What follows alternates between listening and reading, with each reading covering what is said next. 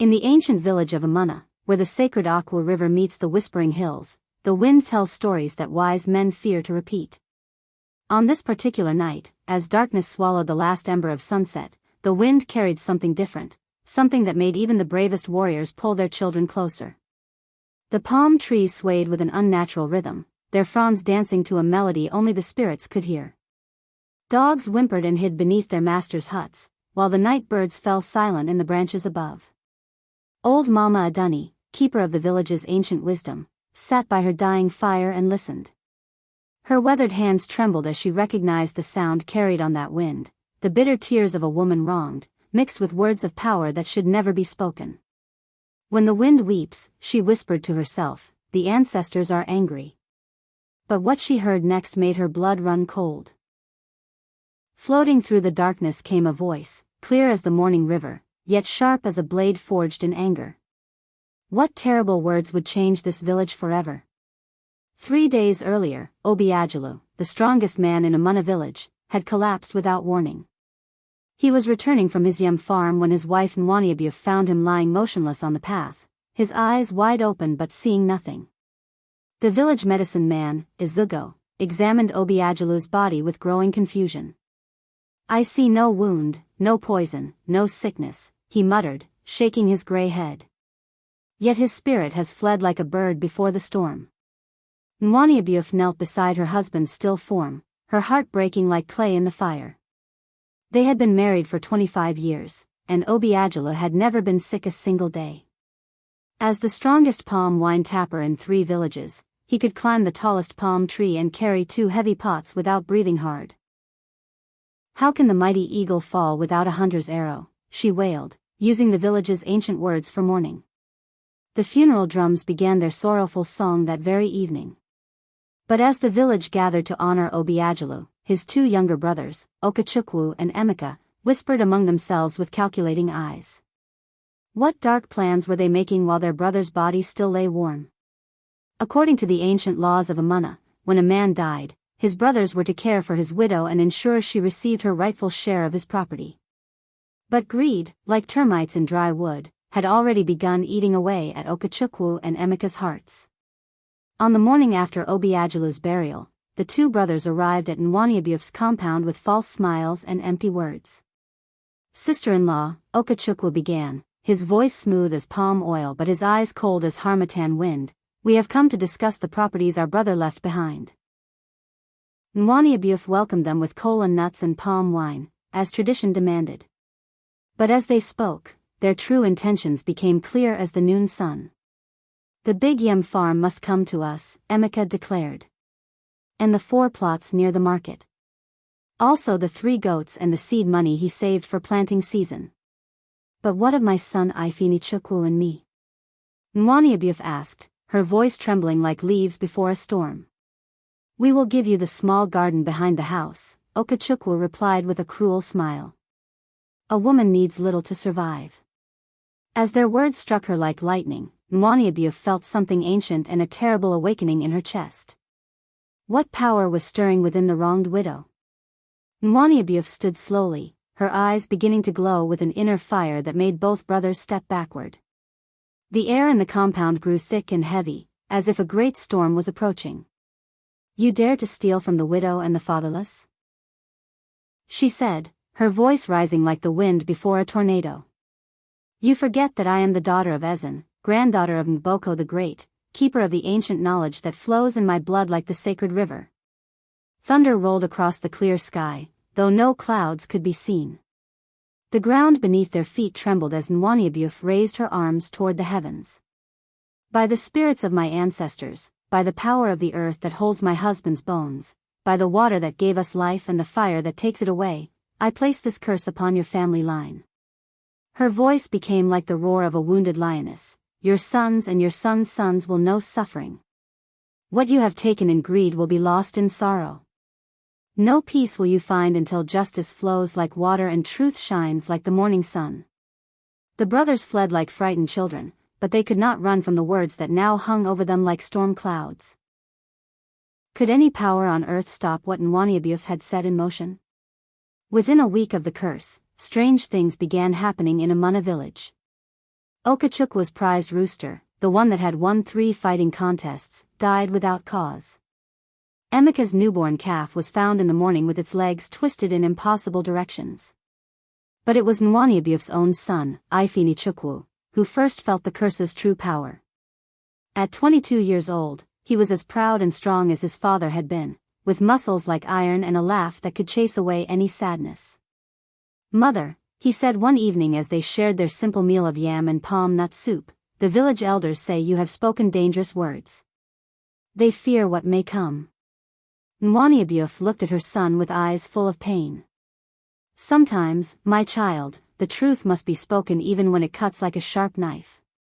Your uncles have stolen what belongs to us, and the ancestors demand justice." Ifinichukwu puffed out his chest like a young cock ready to fight. "Let them fear. I am not afraid of any curse. I will make our family name great again through my own strength and wisdom." But that very night, as he slept, Ifinichukwu heard his father's voice calling from the forest. What was the spirit of Obiajulu trying to warn his son about? Ifinichukwu woke with his father's voice still echoing in his ears. "My son, beware the path of pride. The tree that refuses to bend will break in the storm." But young men often mistake the whispers of wisdom for the buzzing of flies. Ifinichukwu dismissed the dream and threw himself into his work with even greater determination. He would prove that no curse could touch a man who trusted in his own abilities. He took contracts to build houses for 3 different families, worked from sunrise to sunset, and saved every cowrie shell he earned. The villagers began to whisper admiringly about his dedication. "See how Ifinichukwu works," they said. "Like father, like son, nothing can stop a man with iron in his blood." But the curse was patient, like a snake waiting in tall grass. One morning, Ifinichukwu noticed that his hands had begun to shake slightly while he worked. "Just tired," he told himself. "Even the strongest ox needs rest." By the end of the week, the shaking had spread to his arms. By the end of the month, he could barely lift a hammer without dropping it. The village medicine man shook his head in confusion. "I have never seen such sickness.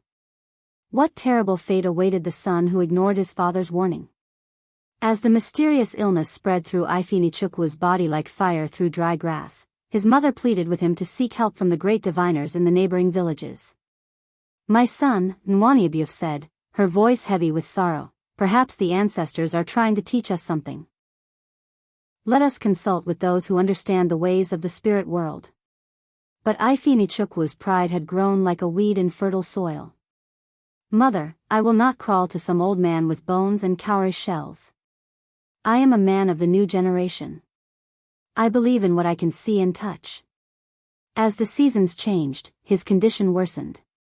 His strong hands, once capable of shaping wood and stone, became useless as withered leaves. His proud shoulders, which had carried heavy loads without complaint, hunched forward like those of an old man. The villagers began to avoid him, crossing to the other side of the path when they saw him coming. Children pointed and whispered about the cursed one. Still, Ifinichukwu refused to believe that supernatural forces could touch his life. "It is just bad luck," he insisted, even as his body betrayed him further each day. But on the night of the harvest moon, his denial would no longer protect him. What final tragedy would force the village to believe in the curse's power? On the night when the harvest moon hung like a golden calabash in the star-filled sky, Ifinichukwu made one last attempt to prove his strength.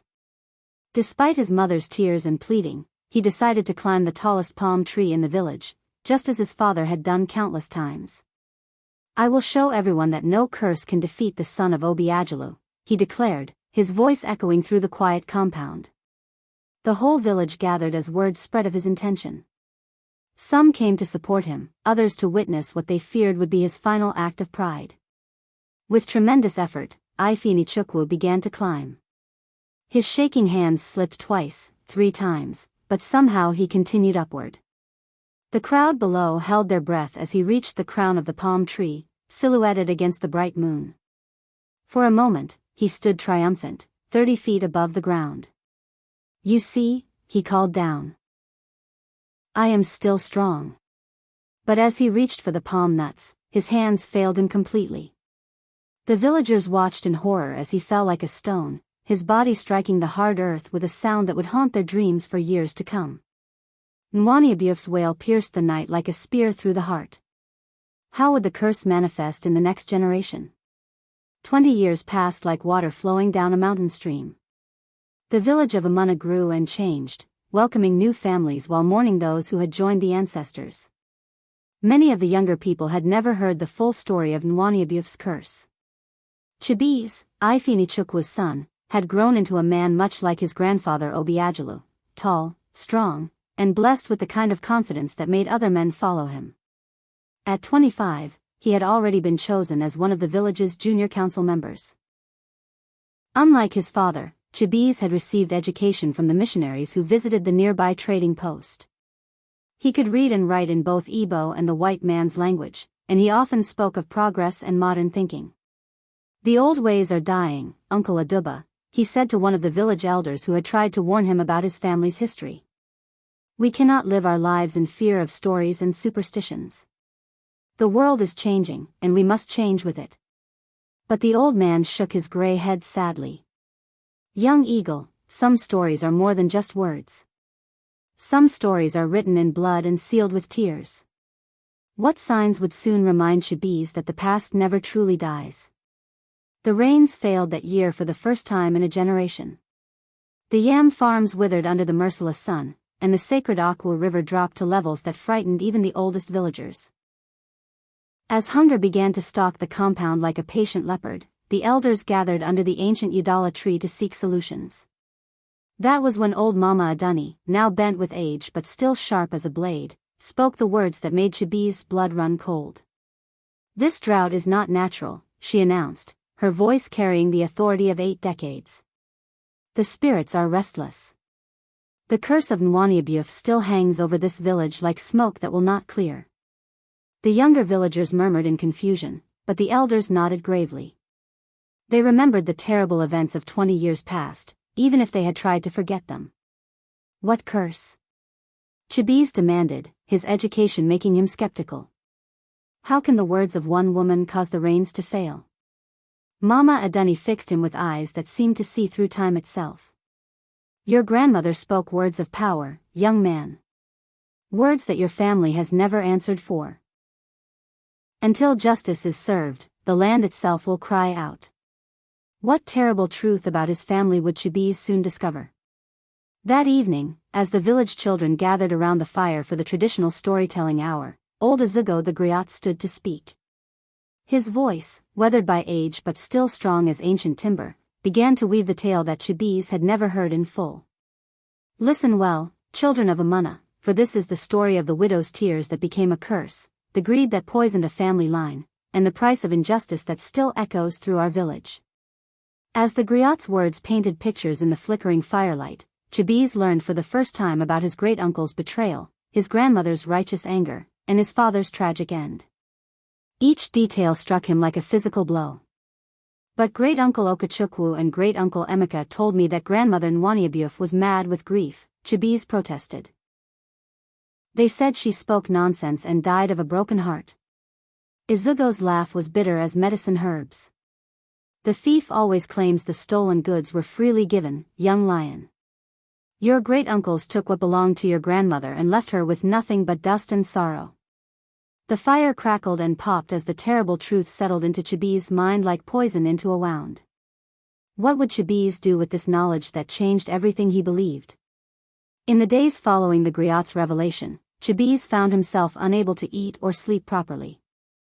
Everywhere he looked, he seemed to see signs of the curse's influence: the withered crops, the sick animals, the unusual number of accidents and illnesses that had plagued his extended family over the years.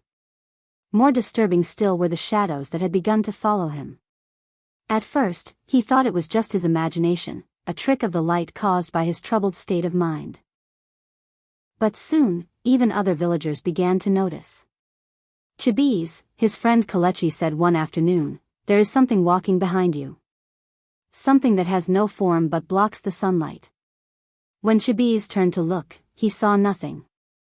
But he felt the presence like a cold wind on his neck, like the breath of something that should not be breathing.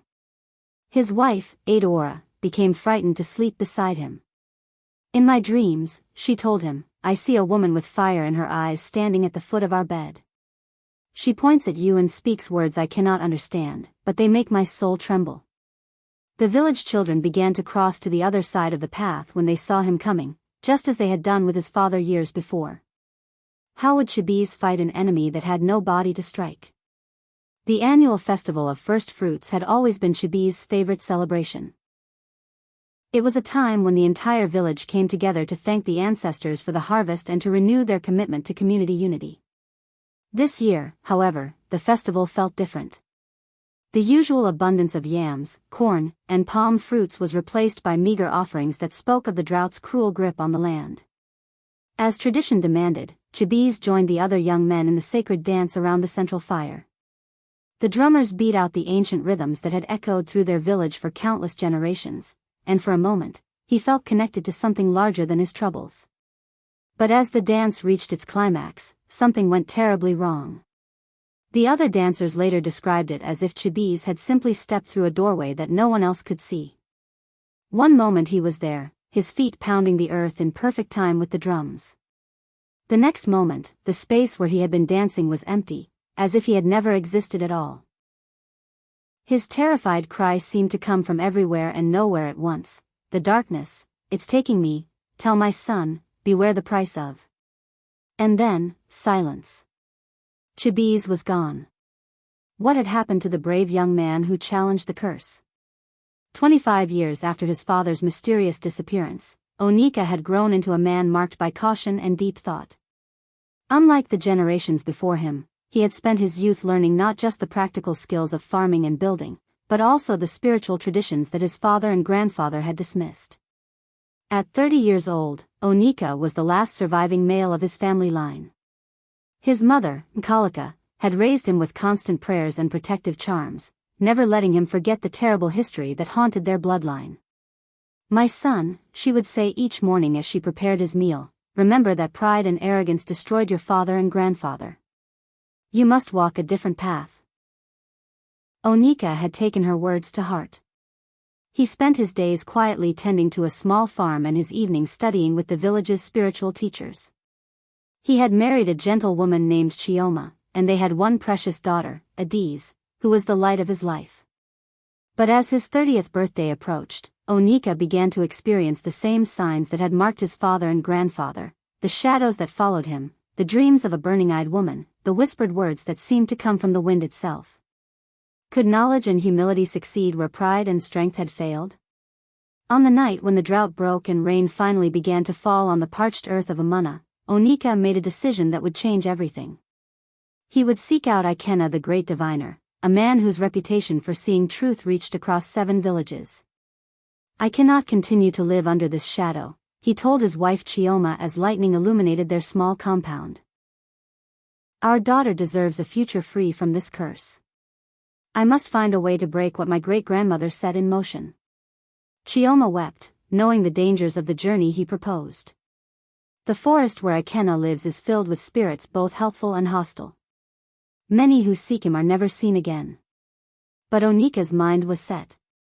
The next morning, after saying goodbye to his family and receiving his mother's tearful blessing, he set out for the deep forest with only a calabash of water, some dried yam, and the coral beads his mother insisted would protect him from evil spirits.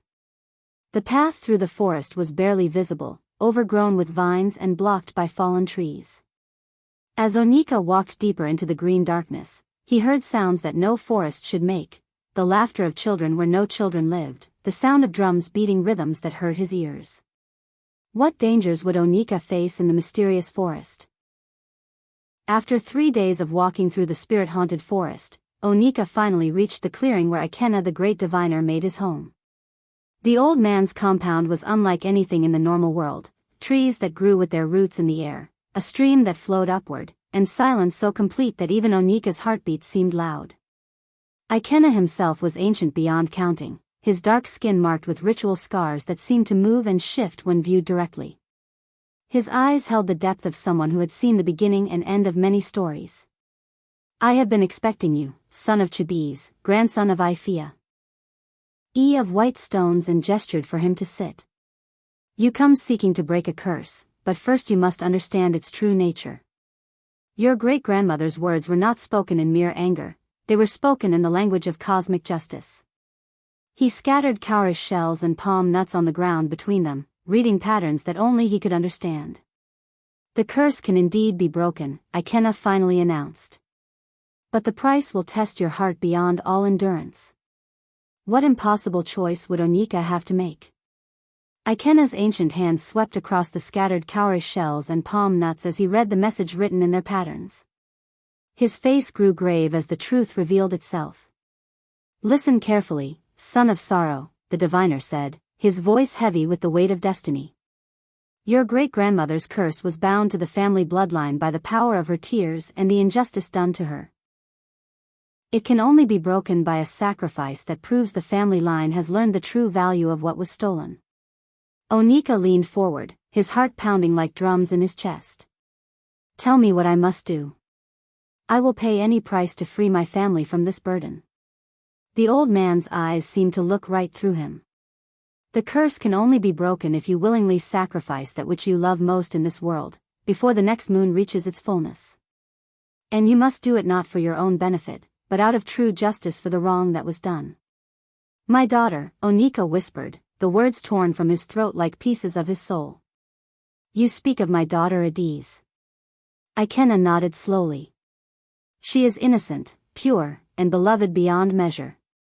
Her willing sacrifice would demonstrate that your family line has learned to value justice above all earthly things. How could a father even consider such a terrible choice? The journey back through the spirit forest seemed both endless and far too short. With each step, Onika's mind wrestled with the impossible choice laid before him. How could he sacrifice his innocent daughter? But how could he allow the curse to continue destroying future generations? As he walked, the forest itself seemed to respond to his inner turmoil. The trees whispered his name, and phantom voices called out warnings and encouragements from the shadows. Sometimes he saw glimpses of his father Chibiz and grandfather Ifinichukwu, their spirit forms reaching toward him with expressions of desperate hope. When he finally emerged from the forest on the third day, the moon was already beginning to wax toward fullness. He had perhaps 2 weeks to make his decision. His wife Chioma ran to embrace him, her face bright with relief and joy. My husband. I feared the forest spirits had claimed you as they did your father. Little Adiz, now 7 years old and beautiful as the morning star, threw herself into his arms with laughter that broke his heart. Papa. Papa. I missed you so much. Did you bring me a story from the forest? As he held his daughter close, breathing in the sweet scent of her hair, Onika felt the weight of impossible love and impossible duty crushing his spirit. How could he tell his family about the choice that would destroy them all? With only 3 days remaining until the full moon, Onika had told no one about the diviner's revelation. He spent his time playing with Adiz, teaching her the traditional songs and stories that might be all he could leave her. But on the night before the moon would reach its fullness, as he tucked his daughter into bed, she looked up at him with eyes too wise for her age. Papa, she said quietly, I have been having dreams about the sad lady with fire in her eyes. She told me that our family has been carrying a heavy load for a long time. Onika's hands trembled as he stroked her hair. What else did she tell you, my little star? She said that sometimes, to save many people, one person must be very brave. She said that love means being willing to do hard things. Adiz reached up and touched her father's face with her small hand. Papa, why are you crying? That night, as his family slept, Onika made his way to the sacred grove where the village spirits were said to gather. There, under the light of the nearly full moon, he prepared for the most difficult moment of his life. But as he knelt in prayer, seeking strength for what must be done, a voice spoke from the darkness. What final surprise would change everything Onika thought he knew? Wait, great-grandson of my heart. Onika looked up to see a figure emerging from the moonlight, an elderly woman with kind eyes that held deep sadness and deeper wisdom. Though he had never seen her in life, he knew immediately who she was. Great-grandmother Nwaniabiuf, he whispered, falling to his knees. The spirit of the woman who had spoken the curse 70 years ago approached him with steps that made no sound on the earth.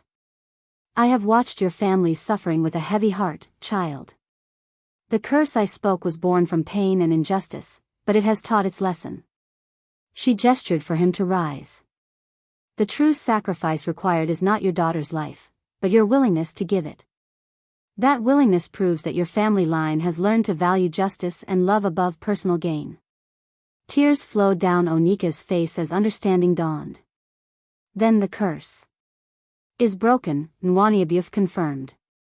Your great-uncles stole from a widow and orphan, caring only for their own wealth. But you were willing to sacrifice everything for justice and the good of others. The balance has been restored. As she began to fade back into the moonlight, her voice carried one final message. Tell the village this story, great-grandson. Let them remember that the spirits watch always, and that justice delayed is not justice denied. The ancestors are satisfied. With her disappearance, Onika felt a great weight lift from his spirit. The curse was finally broken, and his family was free. And so the wind that had carried whispers of sorrow now carried songs of redemption across the village of Umunna.